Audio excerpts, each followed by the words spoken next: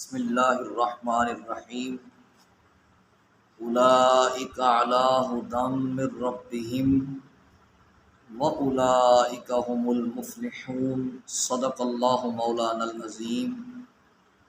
حضرات ذی وقار، اللہ کے فضل رسول اللہ صلی اللہ علیہ وسلم کی نظر رحمت کے ساتھ آج پھر درس قرآن مقدس کے لیے حاضر ہیں۔ سورہ بقرہ کی آیہ نمبر 5 پر آج گفتگو کا آغاز کر رہے ہیں۔ اس کا ترجمہ یہ ہے کہ یہی لوگ ہیں اللہ کی طرف سے ہدایت پر اور یہی منصب کامیابی پر فیض ہیں۔ اس سے پہلے متقین کی 5 صفات کا ذکر کیا گیا۔ نمبر 1 ایمان بالغیب، نمبر 2 نماز کا قائم کرنا، نمبر 3 اللہ کے عطا کردہ رزق سے اللہ کے راستے میں خرچ کرنا، نمبر 4 نبی پاک صلی اللہ علیہ وسلم سے پہلے اور حضور پر جو کتاب نازل ہوئی تمام کتب پر ایمان رکھنا اور یوم آخرت پر یقین رکھنا۔ اب ہے کہ وہ اللہ کی طرف سے ہدایت پر ہیں، اولئک علی ھدی۔ یہ متقین کی چھٹی صفت بھی اس کو کہا جا سکتا ہے۔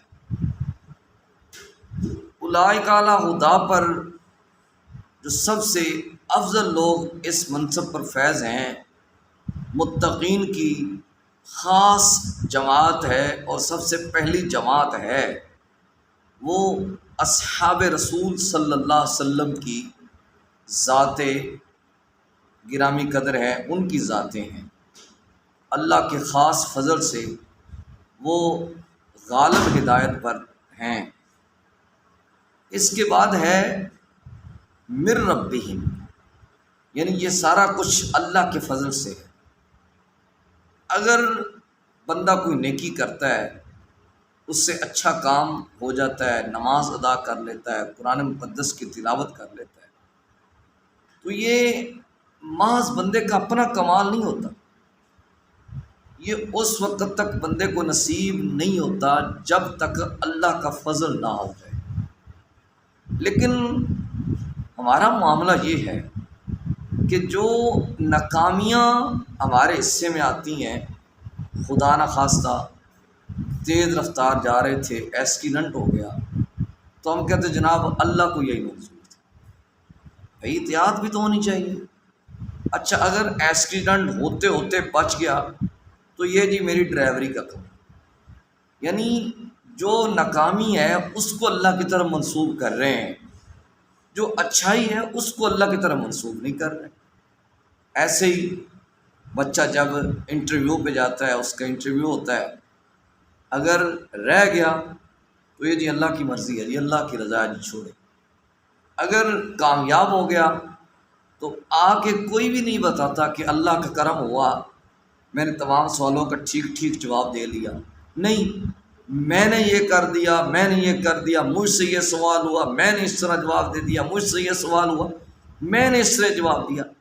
یعنی ناکامیاں ہم اللہ کے حصے میں ڈالتے ہیں اور جو اچھائیاں ہوتی ہیں ان کو اپنی طرف منسوب کر لیتے ہیں، جبکہ اس وقت تک بندے سے اچھائی ہو ہی نہیں سکتی، اس وقت تک بندے سے نیکی ہو ہی نہیں سکتی جب تک اللہ کا فضل شامل حال نہ ہو جائے۔ یہ جتنے لوگ نماز کے لیے نہیں آتے، نماز نہ پڑھ کے یہ چوڑے ہوتے ہیں، یہ ان کا قصور نہیں ہے۔ دیکھیں میرے گھر میں کوئی میری اجازت کے بغیر آ سکتا ہے؟ بالکل نہیں آ سکتا۔ تو یہ مسجد اللہ کا پاک گھر ہے، تو جس کو اللہ اجازت عطا فرمائے گا وہی مسجد میں آ سکے گا، ادروائز دوسرا بندہ مسجد میں آ سکتا نہیں۔ تو لہٰذا جو بندے نماز نہیں پڑھتے ان کو اللہ کی طرف سے توفیق نہیں ہوتی، اللہ کی ذات چاہتی نہیں ہے کہ یہ میری بارگاہ میں آ کے سجدہ ریز ہو۔ اس لیے اگر کوئی ایسا معاملہ ہے تو توبہ کرنی چاہیے۔ اگر کوئی اچھائی ہو جائے تو یہ محض اللہ کا کرم بندے کو سمجھنا چاہیے، اللہ کا فضل سمجھنا چاہیے، اللہ کی طرف سے انعام سمجھنا چاہیے۔ پھر فرمایا وَأُولَٰئِکَ هُمُ الْمُفْلِحُونَ، یہ متقین کی اس کو ساتویں صفت کہا جا سکتا ہے کہ وہی لوگ کامیابی پر فیض ہیں۔ اس طرح کامیاب ہوئے کہ اللہ تعالیٰ نے قرآن مقدس میں ایک اور مقام پہ ارشاد فرمایا قد افلح من تزکا، وہ لوگ کامیاب ہو گئے جنہوں نے اپنے نفس کا تزکیہ کیا، اپنے نفس کو پاک کیا، یعنی اپنے دل سے غیر کی محبت کو نکال کر اللہ کی محبت کو داخل کیا، اپنے دل کو خالصتاً اللہ کے رستے میں لگا دیا۔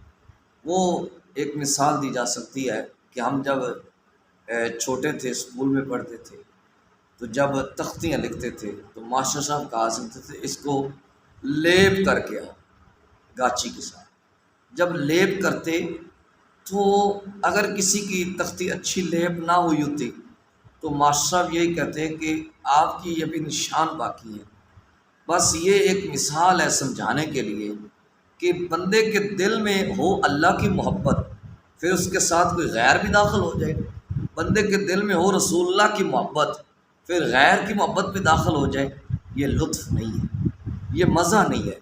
تو جب بندہ اپنے دل میں اللہ کی محبت کو بسا لیتا ہے تو حقیقتاً بندہ کامیابی کے رستے پہ چل پڑتا ہے، پھر اس طرح وہ کامیابی سے ہمکنار ہوتا ہے۔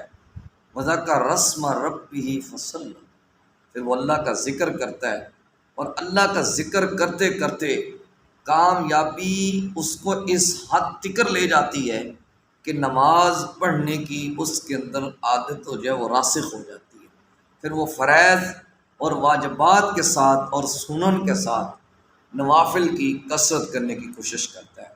کبھی وہ تہجد پڑھتا ہے، کبھی وہ چاشت پڑھتا ہے، کبھی وہ اشراق پڑھتا ہے، کبھی وہ اوابین پڑھتا ہے، کبھی صلاۃ التسبیح ادا کرتا ہے، کبھی صلاۃ اللیل پڑھتا ہے، کبھی قیام اللیل کرتا ہے، کبھی قرآن کی تلاوت کرتا ہے۔ اصل میں کامیابی نے اس کو اس طرف لگا دیا۔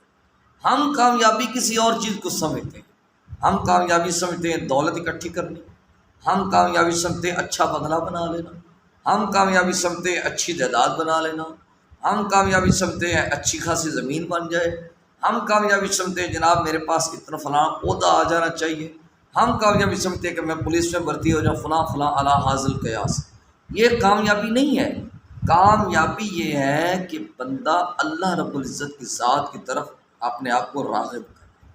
پھر یہ بھی ایک مقولہ جاہل لوگ کہتے ہیں یہ حقیقت تک پہنچنے کے لیے جو شریعت ہے یہ کوئی ضروری نہیں ہے۔ نہیں، حقیقت تک پہنچنے کے لیے، حقیقت کا سفر طے کرنے کے لیے، حقیقت کی منزل کو چھونے کے لیے شریعت کو اختیار کرنا ضروری ہے۔